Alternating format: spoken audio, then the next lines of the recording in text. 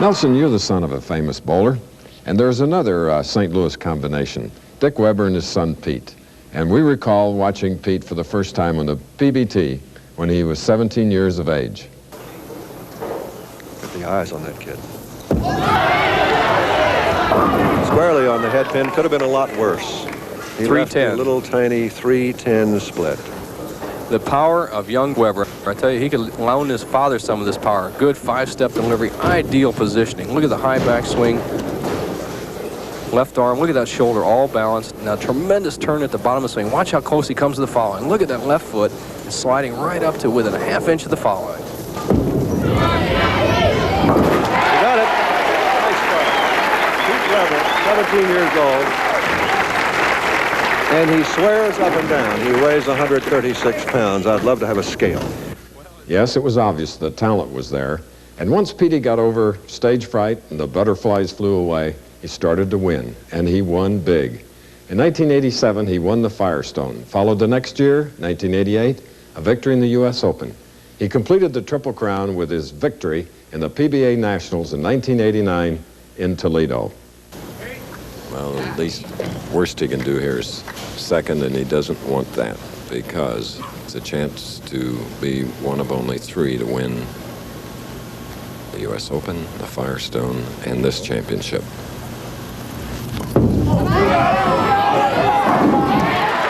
There he was back in his tempo. Peter is the tournament leader. He made the decision to finish on the left-hand lane in the clutch, and there he is right now. The best shot he has thrown so far in the match, there's no doubt. He knows they're all going down on this shot. And for Pete Weber to win the Triple Crown, he can take it all himself right now with 2 strikes. If he strikes in the 10th and 11th, he will shut out Dave Ferraro. 2 strikes, nothing Ferraro can do.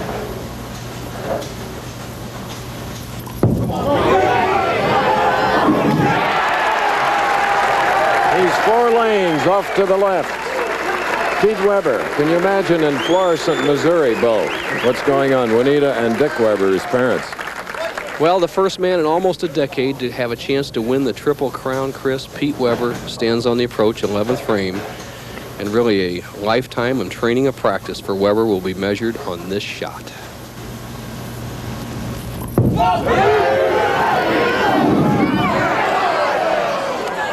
A 9-pin. It is not over. Pete Weber will finish 221. Ferraro will need 2 strikes and 6 to become the PBA national champion.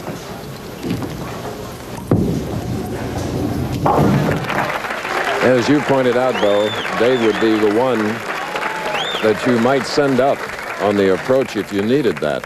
The last time Ferraro was in this situation was in Cleveland, Ohio, against Brian Voss, the defending champion in this tournament. Needed 2 strikes, doubled in the 10th, defeated Voss 211 to 204.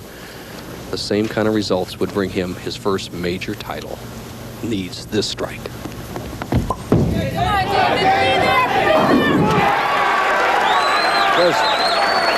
Just perfect.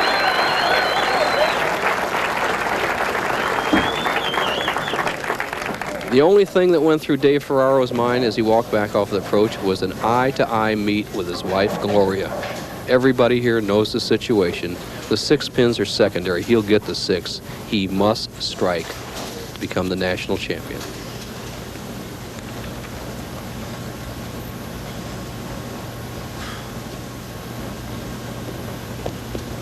He has bowled a 221, Weber.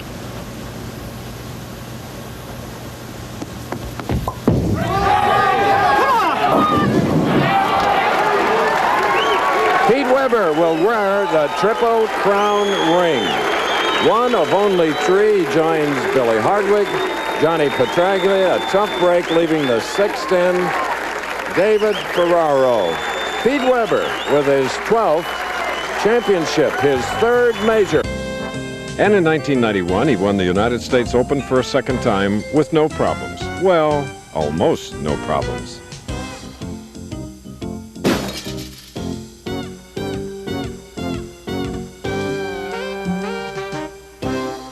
You know, it was just one of them things. I was standing there and I just got presented the trophy, and I just turned to the guy and I said, hey, is this thing solid on there? And he said, yeah. So I didn't even think about it. I just lifted that trophy up and it went tumbling down and was like, oh my God, I'm in trouble again. But, you know, those things happen, and yes, I was very embarrassed about it. Each week on the Professional Bowlers Tour, we see a great number of young stars, young winners. Amleto Monticelli of Venezuela became the first foreign-born to be named Player of the Year.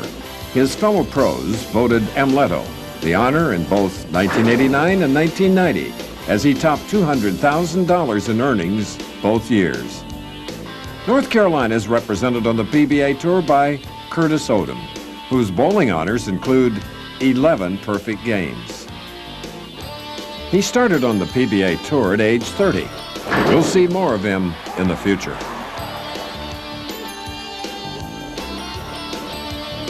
Walter Ray Williams Jr., Bowler of the Year in 1986, continues to be a consistent money winner. Williams also excels in another sport.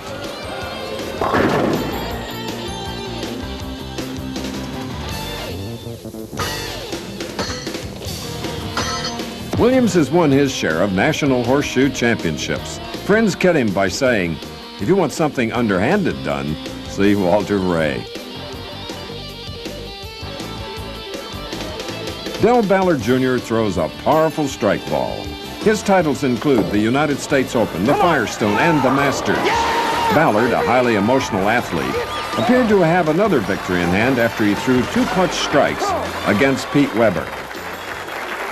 2 Tigers on the approaches here at Fairlane's Kings Point. I've never seen Del Ballard so charged up, so aggressive. And 7 pins is no gimme. We've seen when the players seem to miss, they get 7 or less, so it's not over yet. Oh,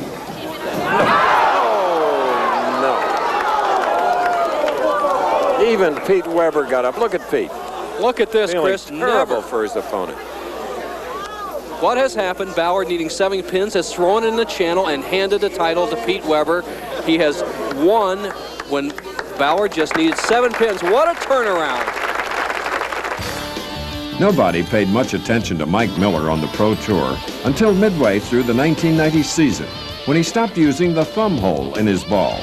The extra revolutions Miller obtained in this surprising move brought him nearly instant success.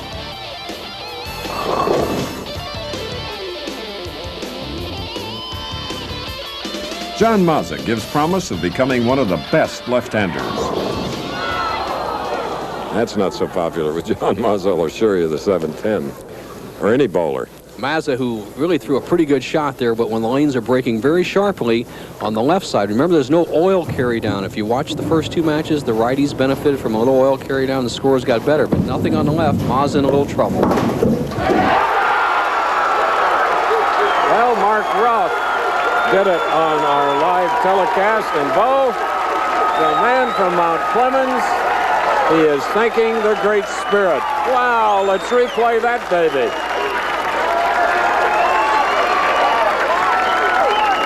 Hey, here it is. Mark Roth was the only one to do it before. A 7-10 split. Now look how it happens. When Roth did it, the ball injected the pin out. Now Here's Mark's shot. Now here's how Mark did it. A little bit different.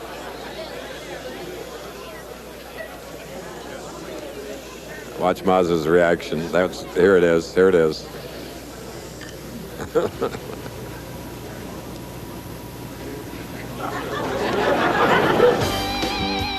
One of the brightest of the recent female stars is Donna Adamick, who won the Queen's Tournament in 1979 and 80 and was voted Bowler of the Year 4 straight times. Lisa Wagner dominated the Women's Pro Tour in the 80s. 3 times she was named Bowler of the Year, and Woman Bowler magazine named Wagner Bowler of the Decade.